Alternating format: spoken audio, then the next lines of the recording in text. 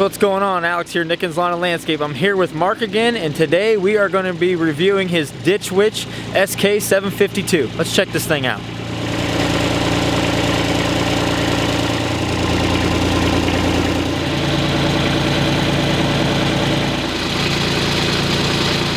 Rock, no minus, all just 2-inch material. Yeah. Giant pile, and I come in alongside of the pile, and the rock all rained down into the track. And just yeah, and I guess that big rock couldn't filter out quick enough. popped it off. Yeah, that kind of freaked out a little bit, but we got it on. The tracks, the length of the tracks is what I like.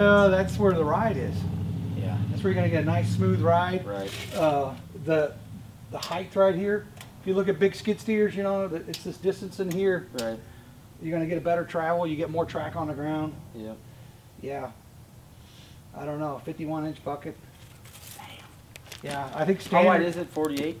Yeah, and that's the standard bucket or less. Okay. I think they, like, you can get. I was gonna get a tooth bucket, and a it's what is it? 42. Yeah, I was gonna get a 42-inch tooth bucket for digging, because I can dig with this bucket, but a load of dirt or a load of rock is a load on the machine. Yeah. What is this rated at? Do you know? As far as lift capacity? I'm an idiot. Maybe in the 800,000. Yeah, 1,200 maybe. Because the 1550 is the next step up, and that's rated at like 1,500. No, it'd be a 10. It'd be a 1050. And then it goes to the 15. Yeah. Okay. Yeah. So there's two steps. And then you go down. I think there are some 750s. Okay. There was some 800s. Okay. Okay, and then there's 600. So there's a few. Yeah. Quite a few different. Well, and they've kind of cleaned them up. I don't think they're making a 752 anymore. They make just they go right to an 800. Okay. And there was some earlier models. If a guy's looking for a used one, I don't know if we're on order. The exhaust came out the hood, right here. Yeah. And if you read reviews, it was a bad deal. Right in your face. Yeah, it was getting bent over and all. They fixed that. Yeah. So, and that was in the 800 series, I think. Okay. You think I'd know all those numbers? Yeah. Well, not after 300. You did whenever you bought it. Yeah. This machine has 386 hours on it, guys. So this will be a solid review, solid walkthrough. Someone who's put some time on the machine and has some different perspectives. Have you ran the Bobcat? I ran a Bobcat. I ran a Bobcat many a time. Okay. I ran a Vermeer. Okay. Toro Dingo? I ran a Toro Dingo quite a bit, actually. You ran them all? Pretty much, I think yeah. that's all I've it never is. ran like a Ramrod or something like that. Some of these cheaper, oddball ones. Yeah, but around here you got Ditch Witch. You pretty much listed them all. You got Ditch Witch, Vermeer, Bobcat, and Toro. That's your options. So, yeah. And Ditch Witch again, like we said in the last video with Mark, Ditch Witch is a close dealer for him. So that was a big part of your purchase process, you said, or decision. And a good salesman. Yeah. Salesman stopped me on the side of the road and said, "Hey, you want to demo one of these?" Were you I was working? like, yeah, I was at Casey's in town. And he swung in a truck, and I don't know if he saw my skid steer or something. He said, I said, no, I want to demo one. So he brought one out, and we demoed it for like a day, left it with me. Yeah. And I said, yeah, I want one. I'll take one. And he said, well, I got another machine that has like 2 or 3 hours on it that was another demo. Would you want that? I said, I'll try it. So I had 2 or 3 hours on it when I bought it. A demo, but not really. Yeah, full warranty. Yeah. Heck yeah. So I'll give credit to the salesman for being aggressive that way, because I was thinking about getting one, but when a guy stops you on the side of the road and says you want to try one, can't really turn that down, right? No, and it pretty well closed the deal. Yeah. Probably the easiest sale he had. So I was gonna say he's probably I was a stopping all kinds of sucker, people yeah. out. Yeah. But this is, I mean, guys, if you've been following my channel for a while, you know I had the Bobcat MT52. That's the only walk behind I've ever owned. I have ran a Ditch Witch as a quick demo at the GIE. I did the same thing with the Vermeer, and I've rented a Dingo a couple dozen times. So I've got experience on the Dingo, and I've got experience on the Bobcat, and I will say, just by standing here looking at this thing, this is a way bigger. There's just a lot of iron on here. When you look at the steel and how it's built, this thing is tough. I mean just Ditch Witch has been around. Yeah, and they specialize in these size. Right. They got the walk behind trenchers. They got the vibratory plows. You know, directional boring machines. Yep, they specialize in these size pieces of equipment, so they know what they're doing when it comes time to pack all that power in this little housing. You know. Yeah, and you read the reviews, and it's there. Yeah. It's pretty good. Here's it's solid. I kind of like the. It secures the fuel and the hydraulics. So when you're down here, got covers. you can lock it. Yep. You know, Nobody can tamper with it. Yeah, it'd be pretty hard to get something in the fuel. And it guards the plastic housings. Yep. I worked for another company one time, and we had a trencher on a job, and we got to the job that day and it wouldn't run right. Somebody had filled the hydraulic fluid with mulch. Literally, kids all day long filled it up. And that machine was basically Trashed. almost junk, yeah. Oh my God. And that was just kids messing around. Right, just kids being kids. Yep. They had no idea what they So were doing. when I saw that and the way it secured, The light went off. I was thinking, hey, that's not a bad idea. And as much mulch as you do, that could happen to you. Yep. So have you had, the big question, have you had any issues out of it? Have you had to take Ran it that in? track off. That was it? Yep, I've never. Now I'm going to take it in probably here in the next couple of weeks and have them service the whole thing. Get ready for the year. Yep. But that's just, I mean, that's Yeah. an annual thing. That's Here's a neat feature that kind of appeals to me too because I'm a simple guy. There are no grease fittings on the machine anywhere except for the track tension. No grease fittings anywhere. everything sealed. Everything's sealed. It's some kind of graphite bearings. And so when they wear out, you're basically going to beat that bearing out and put a new one in. Holy No smokes. grease fittings. And that's the first thing I said, well, I called him and said, where do we grease this thing? I said, there isn't any. And he said, we figured you guys were going to grease it anyway. so no issues so far. Wow, zero There- grease fittings. I Well, spent you got lot a of time grease fitting on greasing each. equipment. Grease fitting on each track for tension. But that's not. That's a, it. That's a once a year. Yeah. Or if you throw a track off. Yeah, or checking the tension. Check your tension, or if you want Yeah. to take it off to clean it or something of that nature. But Now, that's- you think big, okay, no grease fittings, but I'm going to tell you what, it's a cleaner machine. You don't have grease hanging all Right. over. Well, and that's a big deal. I mean, you buy a box of grease. We buy the boxes of 12 or whatever. Yep. It lasts a month. And then you're back buying Yep. grease, and it gets messy. It gets all over your hands, Oh, all over your well, hoodie, all and over then you your. forgot to grease it you- today. Be honest, it happens. Yep, it happens So- to everybody.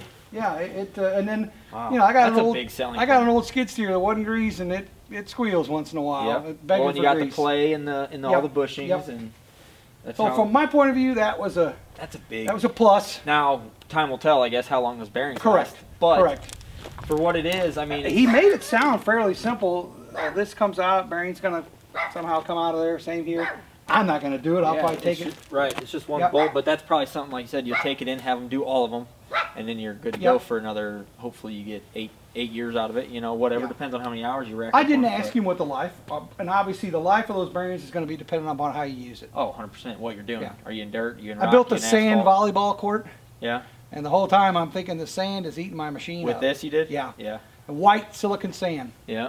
It's like $200-300 a ton for the sand. Wow. Yeah, beach white, Wow. and graded it all in with the track machine. At a commercial or At residential? a residence. I'll have to show you sometime. I got Wow. videos of it. Man, that's a good But job. yeah, it's real good with drainage and everything. It's collegiate level volleyball court. Holy Yeah. smokes. Yeah. That's awesome. But we brought the sand in on trailer loads, and we pushed a lot in with the big skidder. But then we got her pretty well graded with the little machine Yeah. to get it all leveled out real good. Damn. Because it was a lot of raking with them big Oh rakes. yeah. Yeah. Yeah. I can only imagine. So, did you go in and like take out a few inches and? Well, we that actually way? built an area up, and then we put drainage in, perforated pipe, Yeah. and then we put in about 10 inches of rock, like drainage rock, 3/4 inch clean rock, Yeah. and then we put down fabric, and then we brought trailer loads of the sand, and it came out of Peevely, Missouri. It's a man-made sand. It's like basically like a glass almost, Wow. and dumped those trailers in, and How many tons then- did it end up being for the whole project? I can't remember. I want to say, well, if there was 25 ton on a trailer, we probably had 10 trailer loads, so 250 ton. Yeah, they like to play volleyball. I hope so. But if you Yeah. did that, I mean, in working this thing in sand, that's gonna. Well, that's where I was saying. You'll know. I mean, if it's, you know, if they're gonna wear out quick, yeah. that's the way to find out. Yeah, on that track. Yeah.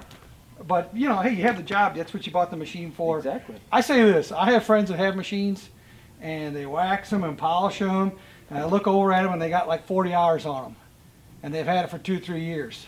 That would make me nervous. Oh yeah. Make me 2-3 sick. years, I want Yeah. hundreds of hours. Oh yeah. Well, that's what it's kind of a weird thing that I came up with. But Bobcat told me I got 3-year, 2,000 hours. Yeah. My goal is to put 2,000 hours on that, which I'm not going to do it. I hope I do. I doubt it, but You that's want my goal. To. You want to. Yep. That's my goal. You're not. If the machine's not running, you're not making money. You're not making money. Yeah. And if you got the warranty, put the dang thing to use. Make and that money. I don't buy them to shrine them. Right. You know, I got me you a. buy it to go make some money, and then trade it in and buy another one when the time comes. And now there's a line in there where you buy and abuse. Right. And I've done that. Oh yeah. But I don't want to do that necessarily. Right. But you got to use it. Yep. I mean, that's the whole point. Yep. And how long have you had this one? I think I'm 3 years. 3 years. Yeah. So over. No, I'm 2 years. 100 and. It'd be 2 years in February or something. Okay, so yeah, you're almost yeah. almost 200 hours a year. Yeah, I'm right close to 400. Probably then you'll be at 200 a year. Yeah, the Kubota diesel Which for engine. a small machine, that's a lot. I mean, it is. Especially when you got a full size machine. I tell people I hardly go anywhere without this machine. Yeah. It's kind of like my right arm. Yep.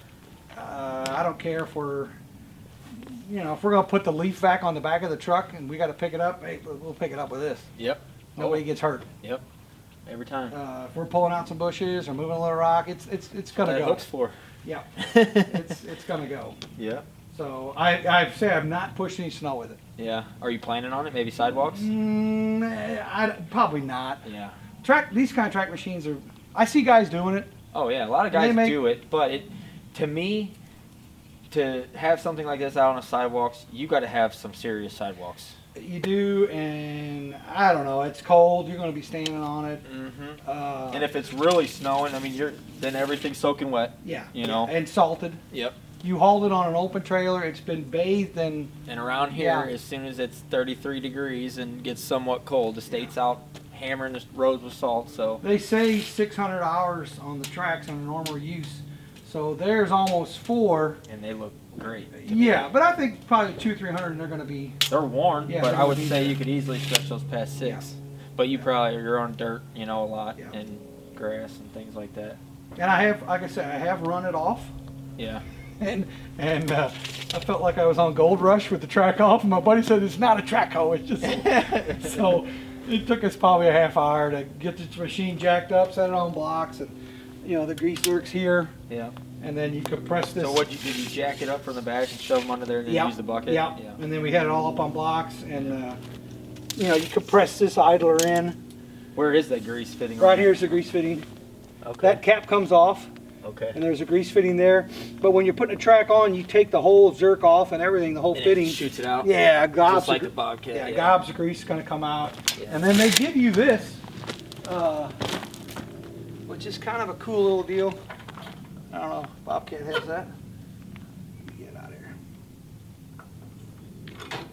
That you put on there, and then it tells you where to have the tension, how much grease to have in it. My. So it's kind of like a gauge. Yeah, so there's no guessing. Yeah. Well, yeah. mine, I always pump it in there, then I jump up on the track, jump up and down, then I check it, do it again, maybe let it he work goes. out. He goes on there. That's and pretty you nifty. pump it in, and obviously you want it in the green. So is that just like a quick? No, it threads on there. Oh, gotcha. Yeah. Nice. So is there a fitting on there now, so you don't have to use this? Is that how it works? I think you got to use this. You have to use that. Yeah. Okay. That's threaded. Okay. When you thread that little spin off. This spins off, and then you spin and that then on. spin that right on. Gotcha. Yeah. Nice. But just and it stores in here. Well, it takes right there. What I'm noticing, right off the cuff, especially compared to my walk-behind machine, is the maintenance on this thing is little to none. With that, there's no guessing. You slap it on there, average Joe can do it, get it in the green, take it off, you're done. Yeah. I don't know if it's worth saying, but I haven't had any problems with the machine. Yeah. None. Yeah. I did have one issue as I was thinking about it because I was looking there. We were filling this machine with cans. Okay. Diesel. Diesel in Your 5-gallon fuel, cans. Got multiple operators, as you said, the boys, the kids. And I think a can set out, got a lot of water in it, got a lot of rain. So they filled the machine. We're running the machine. We'd run a little bit and it'd die and spit and sputter, what was going on. And, Typical. And I'm thinking, man, there's water in there. And I tried some additives. I changed all the filters. Still, I'd be good for an hour and all of a sudden it'd just fall on its face. Yeah. And I think I was jostling that water around. Yep. So I called Ditch Witch, talked to them. He said it's a really small pickup.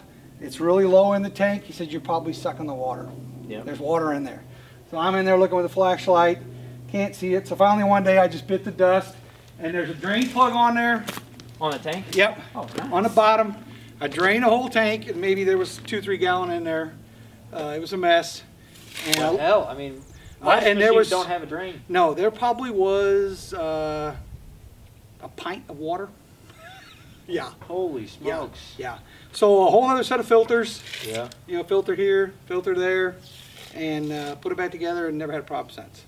And I know that's what it was. And I had the flashlight in there. I could see creamy white water. You know what it is. I made me a big Q-tips like a dauber, and I was cleaned every drop of it out of there and got the tank clean. And, Yeah. but when I talked to them, he said, you know, there's a drain somewhere down there. Yep, right there. And it was really pretty simple. That's amazing that they have a drain. Yeah. I mean, And it drained every drop. really. So it's at the bottom. Yep, Bottom. yep, It's not. yep. Yeah. It's not like the Ferris tank where you still. There's got a little bit in there, and you're trying to. There was, you know, I could see moisture, which was white. So I went around with my big dauber and Got all that. it just probably didn't need to go that far, but I got it all out. And But that's amazing. I mean, I just talked to a guy. A guy just sent me a message on Facebook today talking about his tank on his Bobcat T190. A stick went through one of them holes in the bottom, pierced his tank. The engine and the hydraulic pump has to come out to get the tank out. yeah. And he's got to buy a new tank, put that in there. The lesson Big. learned is here. Let's just not use cans if we can avoid it. Right. Let's fill it up at the station or whatever. Yeah. Pump it right in or pump it out of the tank here or Right. whatever, and not have to go through all that. Yep. I know they're on jobs and running low, and let's just go get a can and put some fuel in there. And, Instead of loading it up, chaining it down. Yeah. And, Yep. and probably not the cleanest cans. Right. Old Gas cans, see, you're running gas all the time. Running through mowers and whatever. Diesels. Yeah, it's not something we go haul. One, if it, the last time you used it, it sat in the back of the truck, rained on Yeah. the way home. You don't. I don't know that. Trouble. Let's take a look inside there. Well, I'll tell you what it has. Which it's kind of impressive. The Optima battery. Really? Yeah, that's probably a $300 battery. Have you seen those? Man, yeah, I have. Little dirty. I don't think they cut a single corner on this thing. Yeah, it's got Filter's very accessible, and it's got a drain. It's got a little. Yep, yep. That's hydro. And then that, what's that reservoir there? That's coolant. Coolant. This is coolant. And you go down here, and we're running fuel filter here. Again, Yep. easy access. Another hydro filter here. So it's got 2 hydro filters. Yeah, and then this would be your main hydro. And then that's the Yeah, secondary. this is running on the pumps, and then this is fuel, and then there's an inline filter back here. I saw that, so you could see what's in Yeah, the fuel. like you see I could see a little water in there too. Yeah, but that is nice. I love inline filters because you can see. If you get dirt in there, you're gonna know right away. Well, I tell you what I saw when it was running. We're looking at this cartridge in here, and it would collapse. It would literally draw itself in. Really? And we're thinking, we're not getting enough fuel somewhere. I right away changed that, thinking that's easy. Problem's fixed. Thinking that was just clogged Yep, up. Yeah. yep. And it really wasn't that dirty, Right. but obviously we had to go a little deeper. And this is all accessible too. Yeah. Again, it's tight, but I mean, with these, like Here's like your coolant excavator down in is, there. Very, very accessible. And this is a Kubota too, right? Yep, Kubota So, diesel. No regen on here. Which one is it? The D1105. Yeah. The next size up would have the regen computer on it, and I demoed the other machine, a larger machine, and where you can see the difference is if you're really going to work the machine and dig hard. If you're not a good operator, you're going to take this machine, run into a pile, and you're going to kill it every time. But if you know what you're doing and you work know when the pile, to stop, yeah, and you're going to get your bucket full and you move. Right. The bigger machine, you just dive into a pile and kept pushing it. It was doing it. Which, depending on who's running it, that's probably too much. You don't want that. You'd rather it die. Well, and I look at the dollar. I don't remember what it was, but to go from here to the next machine up, and obviously you're going to get the regen. It's got the computer and everything. You're getting more horsepower, but you're jumping almost like $8,000, I think it was. Yeah, which is... So I was kind of... For a little bit of lift capacity, it's not worth it. And I think you're going to get lift, but you're going to get horsepower if you were running it. Speed, maybe. I run a trencher. Trench is fine. Don't get in a hurry. Right. I'm not going to trench 4 foot all day long, but I trench in some water lines for a guy. Take your time, but trench fine. Yep. I ran a Vermeer trencher on here. Did you? I rented a See, and that's what's nice about the ditch witch, the dingo, the Vermeer all have the same attachment plate. Bobcat's different. Yeah, pretty simple to take off. So yep, just 2 you're pins. Good to go and back. Let it down and back away, and you're out. And then yeah, that's what's nice. That's one thing that was aggravating whenever I had my MT52 was I had to go all the way to Bobcat, which isn't far. But you can go to Quality Rental for these, which is 10 minutes away. And Bobcat's still that way. All their attachments are Bobcat. Well, they make on their MT85, you can get this. Yeah. You can get this, or you can get the standard Bobcat one. And the standard Bobcat one that they make now, you can hook up all full-size attachments. Yeah. So they kind of get you because you can save, you can only have one set of forks, and things like that. So, and all your attachments you could run on there. So it does have its perks, but I personally like this better as far as rental and everything else because it's so much more accessible. You can go to a Ditch Witch dealer for your Vermeer and get an attachment. You can go to a Vermeer for your Ditch Witch, Toro. When you're like us, you're running all over the place. You don't own everything. You need options. I called the rental yard and said I wanted to put a breaker on my ditch witch, and I know the guys, and they're like, we don't have a breaker to go on a small machine. I said, well, I've got the adapter. I can pick up full-size skid steer attachments, right? So I can pick up a regular Bobcat breaker. Yep. You should come get it. Yep. And I broke a lot of concrete with it without any problem. You know what this is, Al? No. Yeah, you do. Maybe I teach guys what that is. That's the bucket level indicator. Oh, like a tractor. Yeah. When it's flush here? Ah, that is nice. Where the bucket is. That is nice. You're not looking over there trying to I know it's level right there. Again, just like the maintenance. It takes the guesswork out of it. My old tractor has that. Yep. So you know where the bucket Kubota is. up at Downbacher's has that. I love it. Yeah. You know where you're. Yep. And like Mark said, guys, he does have the attachment plate for this that you can put on here, and it allows you to hook up full-size skid steer attachments. So it's like a little adapter plate that goes on here real quick, and then he can go into any regular size bucket, any size attachment that a full skid steer offers. So makes this thing very versatile. Sometimes too big. Yeah, yeah. We take this, and we'll take a 78-inch Bobcat bucket. Yeah. Scoop full of mulch, and now it's a wheelbarrow going up on the hill, mulching these trees, and we don't have to push that dang wheelbarrow all the way up there. Right. So it does help out that way. Smart. Good operator, don't go skidding and turning around. Right. It's got to be a little bit drier, but we run the machine right up wherever we're going, unload mulch, and back down. So you got it figured out here. The bucket's it's oversized. Yeah. For dirt, but I mean. But I'm oversized. So like he said, he can stand on the back, and then it helps out a little bit, a little counterweight. Well, it balances. I mean, there's times we're moving trees with the forks, and we'll run 2 guys on the back. Yeah. On these big giant tree balls. I've seen people do that. Probably weighing over 1,000 pounds. So 2 guys will stand on the back, and we'll pick them up with the forks and move them. Hey, I have run a big 30-inch auger with it. Did you? Planting trees, no problem. Yeah. So it'll do it. Yeah. Does what you need to do. Yeah. That is my right arm, and it never calls in sick. Yes. That's what they say, anyway. That's the most important part. He's had one little hiccup, but that was it. That's good. Solid machine.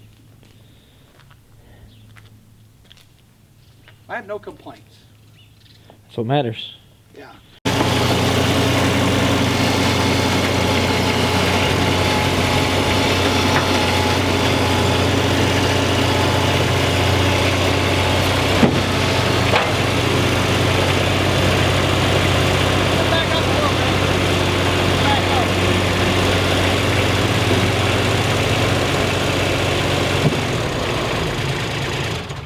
Not too bad, really. No, we still got plenty of room. Yeah. All right, ladies and gentlemen, that is all we've got for the Ditch Witch SK752. Hope you guys enjoyed this video. If you did and you're not subscribed, be sure to click that subscribe button. Also, give this video a big thumbs up and leave a comment down below and let us know what you thought. I'll see you in the next one.